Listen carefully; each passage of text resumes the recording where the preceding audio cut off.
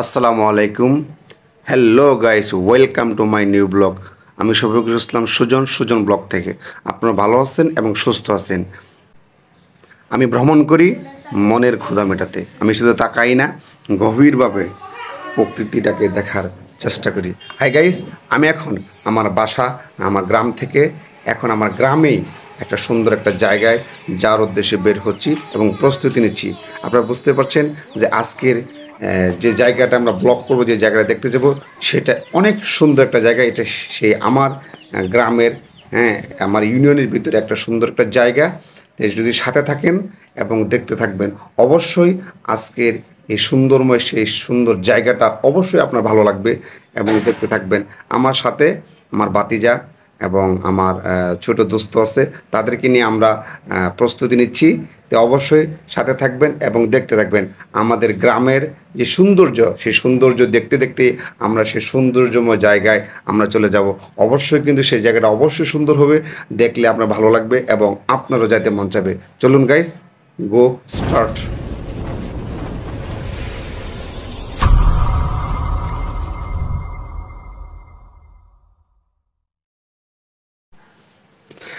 Hello guys, আমরা এখন যে জায়গাটা যাচ্ছি সেই জায়গাটার নাম হচ্ছে সালামাবাদ শরীফ, শৈলীরকান্দা পীরের বাড়ি।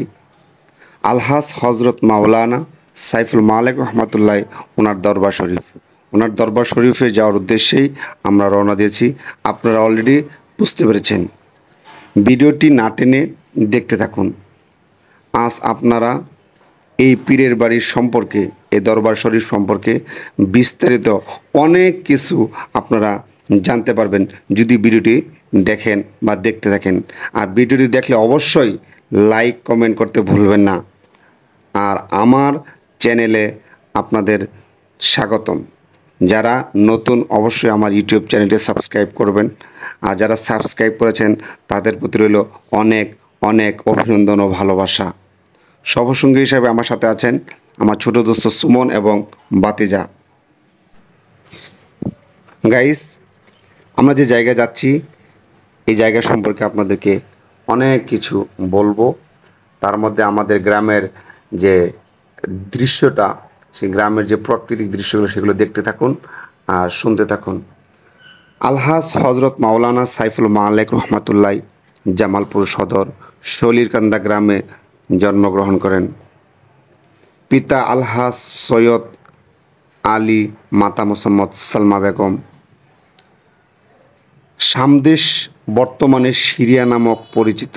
সিরিয়া হতে আগত এক সৈয়দ বংশ হতে হজরতের জন্ম। তার সেই সপ্তম ঊর্ধ্বতম পুরুষ সৈয়দ কেনান হজরত শাহজালাল রহমতুল্লাহের আগমনে সমকালের যুগে সিরিয়া হতে পাক ভারত এশিয়াতে দিন প্রচারের উদ্দেশ্যে আগমন করেন। বিভিন্ন স্থানে দিন প্রচার করে জামালপুর জেলার সদর উপজেলায় শৈলীরকান্দা নামক গ্রামে বসতি স্থাপন করেন। তিনি ছিলেন এক নেককার হেদায়াতিস দিনী একজন মানুষ। তার পবিত্র বংশোদয় এবং বংশের ধারায় একজন না একজন হেদায়েতের দায়িত্ব পালন করে আসছে। সৈয়দ কেনানের অধীনস্থ পুরুষ হলেন হজরত হুজুরে কেবলা রহমাতুল্লাহ আলাই। চট্টগ্রামে চাকরিতে অবস্থায় কোনো একদিন শুভ দিনে ইমামত তরিকত হজরত বুরহানুদ্দিন রহমাতুল্লাহ হাত থেকেই বায়াত গ্রহণ করেন। বায়াত গ্রহণের পূর্বে কারো কারো মুখে এদিক ওদিক কথা। ২৬ বছর বয়সের যুবক সফরুদ্দিনের উত্তেজনা সৃষ্টি হয়। কিন্তু আল্লাহর আপয়ক কি মহিমা! শায়েকের দরবার গিয়ে তিনি এমন প্রবণিত হয়ে পড়েন যেন তার মনে হয়েছে এখানেই তার জীবনযাত্রার আখেরে মঞ্জিল। এখানে তিনি খুঁজে পাবেন জীবনের মাকসুদ। পরম স্নেহে হজরত তাকে বায়াত করলেন। বায়াতের পর পিতৃতত্ত্বের নামের স্থলে নাম রাখলেন সাইফুল মালেক। শায়েখের দেওয়া এই নামে আজ তিনি বিখ্যাত ও পরিচিত। হজরতের জীবনে সকল দিকের আমল পরিবর্তন ঘটে। দুনিয়ার মহিমা থেকে আশ্চর্যভাবে বিমুগ্ধ হয়ে যান। জীবনে তিনি বহুবার হজে যাওয়ার বিরল ভাগ্য লাভ করেন। আল্লাহর পরমে মহিমায় বিগত 1989 সাল থেকে পবিত্র রমজানুল মোবারক মদিনা মনোয়ারায় মসজিদে নববীতে ইত্তেকাফ করা শুরু করেন। প্রতি বছর মুসলমানদের দুটি ঈদের দিনে আসে। এই দুই ঈদেই আল্লাহর গড় ও সারোয়ারে দুজাহানের রওজা মোবারককে কাটাতে যান। এটা যে কত বড় বিরল ভাগ্যের ব্যাপার তা শুধু সালেকগণরাই বুঝেন। ঈদে সবাই আপনজনদের সাথে কাটায়, কিন্তু হুজুর কেবলা রহমতুল্লাহ তা করতেন না।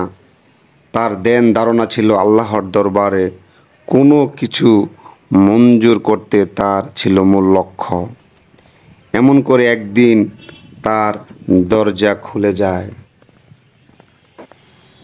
তারপর থেকে আস্তে আস্তে তিনি পরিচিতি হতে হতে সারা বাংলাদেশ তিনি পরিচিতি অর্জন করেন।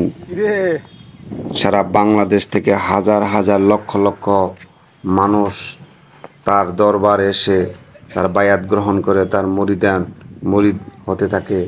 এভাবেই সে তার পরিচিতি লাভ করতে করতে তার জীবনে অনেক খ্যাতি অর্জন করেন। তার জীবন দশায় তিনি কখনো অন্যায়ের সাথে আপোষ করেননি। তিনি সবসময় নীতির পথে ছিলেন। তিনি তার জীবদ্দশায় মৃত্যুর আগ পর্যন্ত চাইলে তিনি ভোগ বিলাসে জীবনযাপন করতে পারতেন, কিন্তু তা না করে স্বাভাবিকভাবে জীবনযাপন করেছেন। তিনি চাইলে অট্টালিকা বানিয়ে বসবাস করতে পারতেন, তা না করে সাধারণ একটা হাফ বিল্ডিং বাড়িতে জীবনযাপন করেছেন মৃত্যুর আগ পর্যন্ত। তিনি এতটাই ন্যায় নীতিবান ছিলেন যে অন্যায় অপরাধ করলে সেটা তার সন্তানও যদি করত তাকেও কখনো ক্ষমা করতেন না এবং ছাড় দেননি। সেটা অবশ্যই অনেকেই ওই সলিরকান্দা গ্রামের এলাকায় অনেকেই জানেন। এটা আমি বলতে চাচ্ছি না। তো এই আসলেই এই মানুষটা সত্যি অসাধারণ ছিল। আল্লাহ, আমরা সকলেই আলহাজ হজরত মাওলানা সাইফুল মার রহমাতুল্লাহ ওনার পরকালে চলে যাওয়ায় দুনিয়া থেকে বিদায় নিয়েছি কিছুদিন পূর্বে। আমরা সকলে দোয়া করি আল্লাহ পাক ওনাকে জান্নাতবাসী করুক। হাই গাইস, আপনারা যে দেখতে পাচ্ছেন এটা হচ্ছে সলিরকান্দা সালামাবাদ শরীফের এই পুকুর পাড়। এটা হচ্ছে প্রকৃতি ঘেরা একটা দরবার শরীফ। যে পুকুর পাড়টা আপনারা দেখতে পাচ্ছেন সেটা বিশাল আকৃতির একটা পুকুর, সেটা বিশাল বড় একটা বাঁধানো ঘাট আপনারা দেখতে পাচ্ছেন। এটা হচ্ছে যখন এই দরবার শরীফে মিলাদ শরীফ হয় বিভিন্ন প্রতি শুক্রবার বা শবে বরাত, শবে কদর, বিভিন্ন ইসলামিক যে দিনগুলো, সেই দিনগুলোতে হাজার হাজার লক্ষ লক্ষ মানুষ সারা বাংলাদেশ থেকে এই জায়গায় আসে। তখন তাদের এখানে গোসল করা এবং অজুর ব্যবস্থার জন্য এত সুন্দর এই পুকুর ঘাটটা তৈরি করা হয়েছে। আর এখানে এই জায়গাটা একটা বিশাল এরিয়া নিয়ে অবস্থিত। আপনারা যেদিকে তাকাবেন এখানে দেখতে পাবেন প্রকৃতির নীলাভূমি। আপনার যেদিকে মন যাবে আপনার শুধু ভালোই লাগবে। আর আরেকটা জিনিস হচ্ছে এই পুকুরটায় আপনারা আসলে দেখবেন যে মানুষের ভিড়, সবাই মাছ দেখতে আসে। এখানে এত পরিমাণ মাছ ছিল যে বিশাল আকৃতির মাছ, সবাই মাছ দেখতে। এই মাছগুলো তখন আমরা যতটা জানতে পেরেছি এই মাছগুলো ধরা এবং খাওয়া নিষেধ। এই মাছগুলো মারা গেলে এমনও শুনতে পেরেছি যে মাছগুলো কবর দেওয়া হতো। কতটা সত্য জানি না, তবে এমন আমি আরেকটা জিনিস শুনতে পেরেছি এবং নিজেও একবার দেখেছিলাম যে এখানে বিশাল আকৃতির একটা মাছ ছিল। সে মাছটা কখনো আসতো না। যখন ঊর্ধ্বতম বড় কোনো মেহমানের দরবার শরীফে আসতো, তখন হুজুর কেবলা এই গার্ডে আসার সাথে সাথে ওই মাছটা চলে আসতো এবং ওই বাকি মাছগুলো তখন চলে যেত। সেই বিশাল আকৃতির মাছটা একবার আমার দেখার সৌভাগ্য হয়েছিল। তো এই মাছগুলো এখন অবশ্য অনেক মাছ কমে গিয়েছে। তো আসলে এই জায়গায় আসলে আপনার ভাবতে অবাক লাগবে যে গ্রামের মতো জায়গায় এত সুন্দর একটা পরিবেশ। এখানে আরেকটা বিষয় হচ্ছে যে আমি দেখতে পাচ্ছেন ভিডিও করতেছি এবং ছবি তুলতেছি, এটা কিন্তু নিষেধ। ওখানে সব জায়গায় লেখা আছে ছবি তোলা ভিডিও করা নিষেধ। আমি অবশ্যই এখানে অনেক পরিচিত লোকজন আমার আছে, তাই আমি লুকিয়ে লুকিয়ে করার চেষ্টা করতেছি। তো এটা আমরা এখন আরো ভিতরে কিছু দেখাবো, আপনার সাথে থাকবেন এবং দেখতে থাকুন। এই যে যে মাছগুলো আপনারা দেখতে পাচ্ছেন গাইস, এই মাছগুলোই আপনার যখন আপনি যদি ঘুরতে আসেন অবশ্যই সাথে আপনার মুড়ি নিয়ে আসবেন। মুড়ি নিয়ে আসলে আপনার এই মাছগুলোকে যখন আপনি খাবার দিবেন, মুড়ি দিলে তখন এই মাছগুলো আপনাকে আসবে। গাইস, আমরা যে জায়গাটা এখন যাচ্ছি এটা হচ্ছে হুজুর কাব্বার বাড়ি, আর এটা হচ্ছে বাড়ির গেট। হ্যাঁ, এই যে গেটটা আপনারা দেখতে পাচ্ছেন এটা হচ্ছে প্রধান গেট। এই গেট দিয়ে শুধু মহিলারা বাড়ির ভিতরে প্রবেশ করতে পারবে, অন্য কোনো পুরুষ প্রবেশ করা নিষেধ। এই যে যে গাড়িগুলো দেখতে পাচ্ছেন এই গাড়ি দুইটাতে হুজুর কেবলা চলাচল করতো। আর যে বাড়িটা দেখলাম সেটা হচ্ছে হাফ বিল্ডিং একটা বাড়ি। এটা আজ থেকে 20 বছর আগে যেভাবে তৈরি করা হয়েছিল ঠিক একইভাবে একই জায়গায় একই অবস্থানে সেই জায়গায় আছে, কোনো পরিবর্তন নেই। হুজুর কাবলা যেভাবে ছিলেন তার ছেলে মেয়েরা ঠিক এইভাবে এখানে আছে। আর এই পাশে যে খেজুর গাছগুলো দেখা যাচ্ছে এই খেজুর গাছগুলোর ডালে ডালে পাতায় পাতায় দেখতে পারবেন আপনার অনেক পশু পাখি। মানে এত পরিমাণ বক, আপনার বিভিন্ন ধরনের প্রকৃতির পাখি আছে, সব দেখতে পারবেন। আর এই যে যে দেখতে পাচ্ছেন এতিম বাচ্চাগুলা, এই এতিম বাচ্চাগুলার যাদের বাবা মা নেই, হ্যাঁ, যাদের ভরণ পোষণ করান বা মানুষ করার কোনো অ্যাবিলিটি নাই, সেই মানুষগুলোর দায়িত্ব এই মাদ্রাসা এতিমখানা যে আছে সেটা বহন করে। একটা ছেলে ছোট থেকে নিয়ে একদম যতদিন পর্যন্ত তার থাকার ইচ্ছা, সে তার থাকা খাওয়া তার পড়ালেখা সমস্ত কিছু এই মাদ্রাসা এতিমখানা বহন করে। সম্মানিত দর্শক, আপনার এখন যে খেজুর গাছে দেখেন ডালে পাতায় পাতায় যে বক দেখা যাচ্ছে, শালিক পাখি, বিভিন্ন ধরনের পশু পাখি আছে। একটা আম গাছ, আম গাছের পাতা দেখা যাচ্ছে না এই পরিমাণ পাখি এখানে আছে। আসলে গ্রামগঞ্জে এখন পশু পাখি বিলুপ্তর পক্ষে মানুষ মেরে ফেলতেছে, এর জন্য এই জায়গাটায় কোনো পশু পাখি ধরা এবং মারা নিষেধ। সেই জন্য এই পাখিগুলোর মানে আশ্রয়স্থল এখানে মনে করে তারা সব পাখি এখানে জায়গা নিয়েছে। গাইস, এখন আমরা যে জায়গাটা দেখতে পাচ্ছি এটা হচ্ছে একটা মসজিদ। এই মসজিদটা অসাধারণ একটা জায়গা। হ্যাঁ, একটা সুন্দর একটা মসজিদ, এটা একটা মিনার আছে এখানে প্রায় সম্ভবত 9টা গম্বুজ নিয়ে এই মসজিদটা নির্মিত হয়েছে। আর এই মসজিদটা এত বিশাল আকৃতির, হ্যাঁ, এত সুন্দর একটা মসজিদ। চলুন আমরা এই মসজিদের বাইরের সাইডটা আমরা আপনাদেরকে দেখাচ্ছি। এটা হলো বাইরের সাইড, ঠিক এরকমভাবে পুরো মসজিদটাই প্রায় সম্ভবত 9টা গম্বুজ আছে, বা আর বেশিও হতে পারে জানি না। তো আমরা এখন ভিতরে প্রবেশ করব, দেখি ভিতরের যে মানে সৌন্দর্যটা, কারুকার্যগুলো কেমন সেটা আমরা একটু দেখব। সাথে থাকুন, দেখতে থাকুন। আর এই যে যে জায়গায় একটা বাগান ছিল, এখানে অবশ্য এখন ফুলগুলো নেই। এখানে সবসময় ইরানি গোলাপ ফুল ছিল, অনেক প্রকৃতির সুন্দর গোলাপ ফুল ছিল, এখন সেই ফুলগুলো নেই যেহেতু। তো এটা আমরা এখন ভিতরে যাব, মসজিদের ভিতরে আমরা প্রবেশ করার চেষ্টা করব, দেখি কী অবস্থা। ঠিক আছে, সাথে থাকুন। আমরা এখন আপনাদেরকে মসজিদটা দেখাবো। আমরা মসজিদের ভিতরেই প্রবেশ করতেছি। এটা হচ্ছে মসজিদ। মসজিদের ভিতরে অবশ্যই অনেক বিশাল একটা এরিয়া নিয়ে মসজিদটা। এই মসজিদের ভিতরে আরেকটা জিনিস হচ্ছে আপনার অনেক কবুতর আছে, যেটা মদিনা, মক্কা মদিনা বা শাহজালালের মাজার যে কবুতরগুলো থাকে, যেটা জালালি কবুতর বলে, সেই কবুতর ধরা খাওয়া নিষেধ।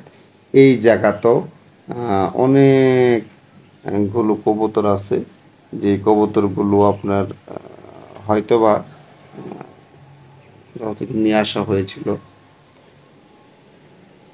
এই দেখেন অনেক কবুতর আছে। গাইস আপনারা যে দেখতে পাচ্ছেন যে গম্বুজগুলো দেখেন, প্রত্যেকটা গম্বুজের ভিতরে যে নকশাটা, হ্যাঁ, এটা অসাধারণ সৌন্দর্য। প্রত্যেকটা গম্বুজ বিভিন্ন ডিজাইনে ডিজাইন করা হয়েছে। এরকমভাবে এখানে সবগুলো গম্বুজ এখনো কাজ চলছে। খুব সুন্দর, অসাধারণ দেখার মতো একটা জায়গা। গাইস আমরা এখন মসজিদ থেকে বের হয়ে এই যে জায়গাটা আমরা দেখতে পাচ্ছি, এটা হচ্ছে সালামাবাদ শরীফের একটা মাদ্রাসা, আলিয়া মাদ্রাসা। এখানে 1 থেকে শিশু শ্রেণী থেকে আলিম পর্যন্ত এই মাদ্রাসাটা। এটা দোতলা মাদ্রাসা, এটা অনেক বিশাল একটা মাদ্রাসা। এখানে আগে আলিয়া মাদ্রাসার পরীক্ষার কেন্দ্র ছিল। এখন অবশ্যই এটা পরিচর্যা না করার কারণে সৌন্দর্যটা একটু কম দেখা যাচ্ছে। এই মাদ্রাসাটা অনেক বিশাল একটা বড় মাদ্রাসা। এক পাশে হচ্ছে আলিয়া মাদ্রাসা, আরেক পাশে হচ্ছে সালামাবাদ শরীফের এতিমখানা। আর এটা হচ্ছে বিশাল আকৃতির একটা মাঠ। এখানে প্রতি বছর যে বিভিন্ন মাহফিল হয়, সেই মাহফিলে এই মাঠের ভিতরে হাজার হাজার লক্ষ লক্ষ মানুষ এখানে অবস্থান করে। এবং গাইস আর এই জায়গার ভিতরেই মানুষ একসাথে হাজার হাজার লক্ষ লক্ষ মানুষ একসাথে খাওয়ার ব্যবস্থা করা হয়। এই জায়গাতে আপনার মাটির প্লেটে, একটা প্লেটে 2 জন, যেটাকে আপনার আমরা খাদা বলি গ্রামের ভাষায়, সেই প্লেটে খাবারের ব্যবস্থা করা হয়, সবাই খেতে পারে। এখানে একটা বিষয় আমি খেয়াল করি যে যদি আপনি লাখ লাখ কোটি কোটি টাকার মালিক হন, আপনি একবেলা বা 2 বেলা খাবার খাওয়ানোর পর তারপরে আপনার এই প্রতিষ্ঠানে যে মানুষ মাহফিলে আসে, তারপর আপনার খাওয়ার আপনার সামর্থ্য হবে না। তবে এই প্রতিষ্ঠান, এই হুজুর কেবলার পক্ষ থেকে এই মানুষগুলোকে সারা জীবন খাইয়ে আসতেছি। তো গাইস আমরা যে দেখতে পাচ্ছি যে এখানে যে মানুষগুলো খাওয়ানো হয়, অবশ্যই হুজুর কেবলার পক্ষ থেকে খাওয়ানো হয়। আমারও সৌভাগ্য হয়েছিল অনেকবার এখানে খাওয়ার। এখানে আপনার যে বিভিন্ন জলসা হয়, শবে বরাত, শবে কদর বা বিভিন্ন মাহফিল হয় এখানে, সে যে কয়দিন আপনার মাহফিলে যত যত লোক আসুক সবার খাবার ব্যবস্থা করা হয়। আর গাইস এখন যে আমি জায়গাটা যাচ্ছি, এটা হচ্ছে একটা গরুর ফার্ম। আর এখানে যে মানুষগুলো আসে তাদের যে খাবারের ব্যবস্থা করা হয়, এই এখানে যে খামারগুলো আছে সেই খামারের যে গরুগুলো লালন পালন করা হয়, এই খামারের গরুগুলো মূলত এই প্রতিষ্ঠানে যে মাহফিলগুলো হয় সেই মাহফিলে যায় মুরিদরা আসে বা যে মেহমানরা আসে তাদের খাবারের জন্য এই গরুগুলো জবাই করা হয়। এখানে আসলে মূলত অন্য কোনো গরু পালন করা হয় না, শুধু মাহফিলের জন্যই পালন করা হয়। এখানে আপনার প্রচুর পরিমাণ গরু ছিল, এখন অনেক কিছুই কমে গিয়েছে। তো চলুন আমরা দেখি এখানে কেমন গরু আছে। এটাই সেই গরুর খামার। এখানে মূলত আরও বেশ আরও কয়েকটা খামার আছে, মোটামুটি অনেকগুলো খামার এখানে। সবগুলো গরু মূলত মাহফিলের মেহমানদের জন্যই এগুলো লালন পালন করা হয়, মাহফিলে জবাই করে তাদের আপ্যায়নের ব্যবস্থা করা হয়। তো গাইস চলুন আমরা এখন আরেকটা জায়গা আপনাদেরকে দেখাবো, তো সাথে থাকুন। সেটাও একটা সুন্দর জায়গা। জায়গাটা হচ্ছে আপনার একটা আপনার পুকুর পাড়ে শালবন। সেই শালবনটা এখানে শালবনটা আমি আপনাদেরকে দেখাবো। এখন চলুন গাইস আমরা এখন চলে আসছি এই সেই জায়গা। এটা হচ্ছে যে দরবার শরীফটা আছে, সে দরবার শরীফের চারপাশ হচ্ছে পুকুর। এই পুকুর দিয়ে আপনার বেষ্টনী দেওয়া আছে। এই পুকুর পাড়ে এই সুন্দর এই গাছপালাগুলো লাগানো আছে। এটা অনেক পুরাতন গাছ। এখানে অনেক সুন্দর আপনার প্রকৃতির একটা বাতাস, একটা ফিল নেওয়া যায়, সবুজ প্রকৃতি। আরেকটা জিনিস হচ্ছে এই গাছগুলোতে আপনার সন্ধ্যার সময় হলে বিভিন্ন পশু পাখি এখানে তাদের আবাসস্থল, তারা এখানে নিরাপদ মনে করে এখানে সবাই এখানে অবস্থান নেয়। তো এখানে খুব সুন্দর একটা জায়গা, আপনার খুব আসলে আপনারও খুব ভালো লাগবে। এটা হচ্ছে চাইলে আপনার এই সম্ভবত পুকুর এই পাশটার দিকে আপনি যদি আসেন তাহলে অবশ্যই দেখতে পারবেন। তো গাইস আমি আমার ভিডিওর শেষ পর্যায়ে চলে আসছি। আর আমি আপনাদেরকে একটা দিক নির্দেশনা দিয়ে রাখছি, সেটা হলো আপনারা যারা এই জায়গায় আসতে চান বা আসতে চাচ্ছেন, তারা অবশ্যই যেভাবে আসবেন সেটা আমি বলে দিচ্ছি। সেটা হলো, যদি আপনি জামালপুর থেকে আসতে চান বাই রুটে, হ্যাঁ, তাহলে অবশ্যই আপনি যে কোনো বাস বা সিএনজিতে আসলে গোড়াদা বাজারে নামবেন, সেখান থেকে অটোতে বললে আপনি এই শরীরকান্দা পীরের বাড়িতে চলে আসতে পারবেন। সম্ভবত 20 টাকা ভাড়া নেবে। আর যদি আপনি ময়মনসিংহ থেকে বা ঢাকা থেকে আসতে চান বা নেত্রকোনা বা কিশোরগঞ্জ শেরপুর থেকে আসতে চান, অবশ্যই ময়মনসিংহ হয়ে যে কোনো বাস বা সিএনজিতে আসতে চাইলে, প্রাইভেট কার আসতে চাইলে আপনি গোড়াদা বাজার আসবেন।